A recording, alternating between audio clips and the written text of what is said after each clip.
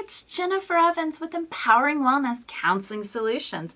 And today we are talking about sleep. So often when we get stressed out, we get so anxious and that mind starts to run. That's what we call rumination. We're just going through every thought in our head and we're thinking, what is wrong with us? All I want to do is go to sleep. I have a huge project. I have a big test tomorrow.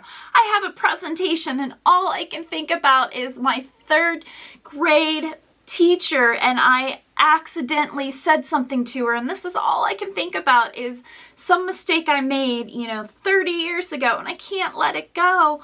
That is what happens to us in a stress state every time we are stressed. And that's why awareness, acceptance, and action is my way of helping. That is the model that I use for my clients, is because this is what stress is. The second you are stressed, your body does not know.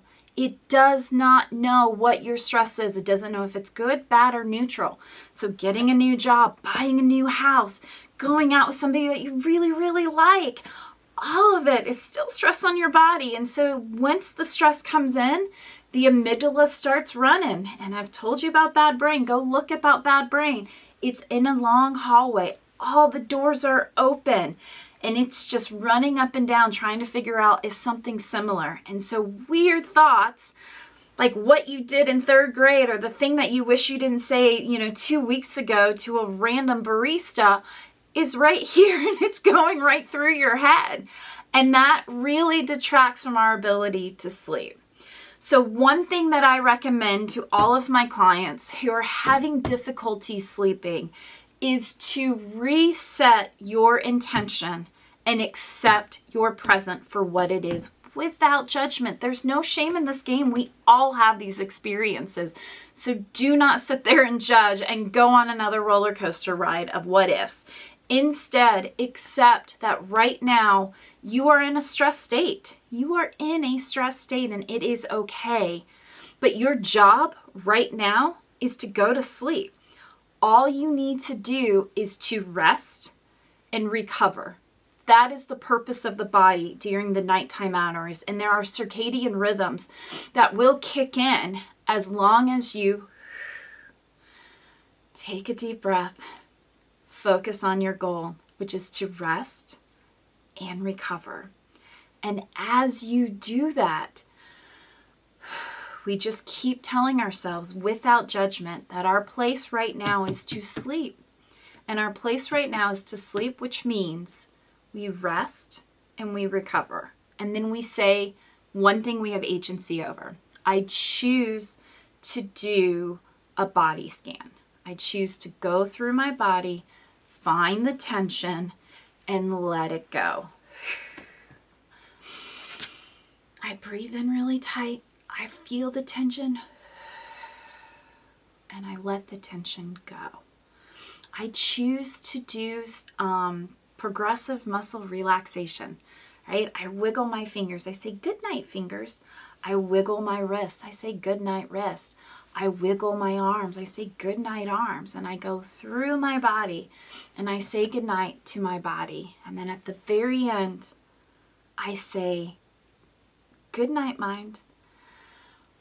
And we take deep breaths. We can also do deep breathing, right? We count 1, 2, 3. We hold 1, 2, 3. We let out 1, 2, 3, 4, 5.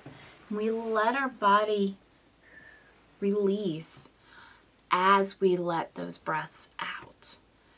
And we continue to connect with my job right now is to sleep. In order to sleep, I will rest and I will recover. I have no judgment on my consciousness. I have no judgment on my thoughts. I'm just here to rest and recover. And I'm choosing to find the mindful acts to allow me to rest and recover. Worst thing you can do is get on blue light. You accept the things that made you stress, blue light, being on your phone, watching TV, and you accept to let in, an hour before bed at minimum, to let go of the blue light, to let go of all that energy and focus on you. Do those stretches, read your books, do your devotions, find your gratitude, write in that gratitude journal. We're letting all of that go so that we can stay here, present in the here and now, resting and recovering. I am Jennifer Evans with Empowering Wellness Counseling Solutions. Thank you so much. Hi, it's Jennifer Evans. I hope you are liking my videos. If you do, please comment below. Let me know if you have any questions. If there's topics that you're just dying to know about, and why do I do this and why do they do that? I would love to answer them. I do come from a cognitive behavioral background, but as we see in some of my videos, I love object relations. I love attachment theory. I love Erickson and his psychosocial developmental theories. So I do pull from a lot of different places in order to kind of build out that our thoughts, our feelings, our behaviors, something triggers it, and there's always a consequence after it. And that is the beauty of life and why we have a lot more control over our thoughts, feelings, and behaviors than we give ourselves credit for. This is a huge passion of mine, a calling, if you will. And I am here to support you. I've written 2 books, and I've got the goal is 3 a year. So I've got several that are coming out in different on different topics. But what we have right now, and you can go click on the Amazon link in the video descriptions below, but we have Saying Goodbye to Bad Brain. This is going to go and teach you everything you need to know about your negative narrative. So if you feel like life is hard and it just feels like you don't understand people or you don't understand why somebody you love keeps making the dumbest mistakes and decisions, what is their problem? They have bad brain. Go read about it. Find some empathy. Find some grace, because that is just them recapitulating their past. And we do it for ourselves and other people do it to us. And so when we know what they're doing, it makes it feel a lot less annoying and a lot more like we have agency over those experiences. So Saying Goodbye to Bad Brain. I also just released, and I'm very excited, is Key Steps to Living a Happier and Healthier Life. This is a workbook that is going to help you define what your values are, what success is for you, and what your vision of success, and it is going to go through everything that stresses us out and makes us live in suffering and despair, allow that bad brain to get involved, and instead of living in the present. So this will go through all the main things: building work-life balance, being able to be good enough, finding radical acceptance, decision making, which who would have thought that that was something, but it really breaks everything down that prevents you from living a happier and healthier life, and then allowing you to challenge those thoughts so that you can. So these are the key skills. So in my practice, I take the ABC model from Albert Ellis, through CBT, and I kind of open it up to this kind of overarching trajectory. And so we have awareness, acceptance, action. So the 3 A's of my treatment support with others, whether that's coaching or in therapy, through my books, and I have success groups as well. So I've got a lot of supports, and I use the same model. And that is, we need to build awareness about kind of why we do the things we do. We accept it. We don't agree, but we accept, okay, this is kind of my trajectory. I can see how it all comes together. I see trending patterns. I see how I act the same way. Actually, I get frustrated, but yet I'm acting the same exact ways because it is predictable, because that's my brain. It's bad brain working. It's a really good book.